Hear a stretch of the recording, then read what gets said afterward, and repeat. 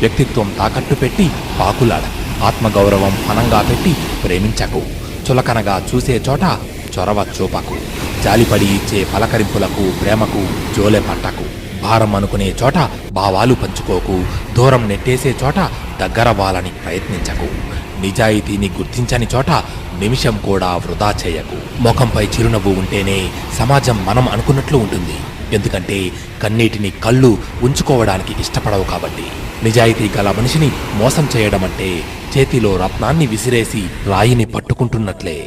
ఆత్మాభిమానాన్ని మించిన ధనం ఈ ప్రపంచంలో మరొకటి ఉంటుందని భ్రమపడకు. ఎదురు చూడని ఇంటికి పిలిచినా వెళ్ళకు. నీది కాని దేనిమీద నిన్ను తినేసేంత ప్రేమ అభిమానం ఏదీ పెంచుకోకు. మనిషి ఎప్పుడూ ఓటమిని అంగీకరించకూడదు. పర్వతాల నుంచి ప్రవహించే నది నేటిదాకా ఏ మనిషిని అడగలేదు కదా సముద్రం ఎంత దూరం అనే విషయాన్ని. సమయం